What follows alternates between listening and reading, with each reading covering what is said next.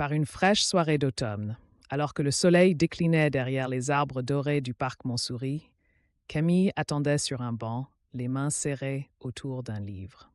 Elle venait ici souvent, cherchant une sorte de calme que la ville ne proposait jamais. C'était son refuge. Mais ce jour-là serait différent. Ce jour-là, son cœur trébucherait. Raphaël apparut comme une silhouette hésitante, une écharpe grise nouée autour du cou. Il était venu chercher quelques instants de paix après une journée tumultueuse. En passant devant Camille, il remarqua son sourire discret, perdu dans les pages d'un roman.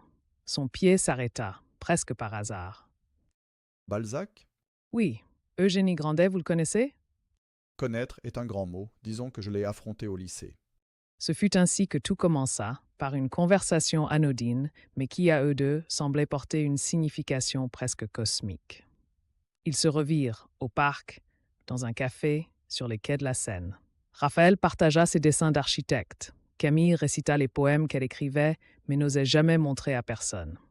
Chaque rencontre ressemblait à un chapitre d'un roman qu'ils auraient eux-mêmes écrit. Mais toutes les histoires d'amour rencontrent des ombres. Un soir, alors qu'ils partageaient un dîner dans un petit restaurant éclairé par des bougies, Camille baissa les yeux, jouant nerveusement avec sa fourchette. Raphaël, dans 2 mois, je pars pour Montréal. C'est mon rêve depuis toujours. Le sourire de Raphaël faiblit. Montréal, un continent entier entre eux. Tu pars? Pour toujours? Je ne sais pas, mais je dois essayer. Si je ne le fais pas, je ne me le pardonnerai jamais. Le silence s'installa entre eux, lourd comme une couverture mouillée.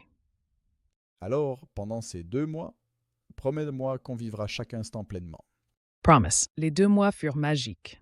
Des nuits étoilées sur les toits de Paris, des balades interminables dans les musées, des éclats de rire qui résonnaient dans les ruelles pavées. Mais l'échéance arriva, implacable. À l'aéroport Charles de Gaulle, leurs regards se croisèrent une dernière fois, pleins d'amour et de chagrin. Je t'ai dit un jour que je détestais Balzac, mais maintenant, je crois que je vais relire Eugénie Grandet pour me sentir près de toi. Et moi, je chercherai tes dessins dans chaque coin de Montréal.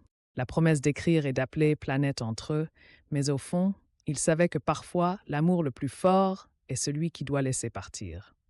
Tandis que l'avion décollait, Raphaël resta sur place, le vent froid mordant sa peau, certain que Camille avait emporté une partie de son âme. Dans l'histoire d'amour qu'ils avaient écrite, les pages restaient ouvertes, prêtes à être reprises un jour ou à devenir les souvenirs d'un amour éternel.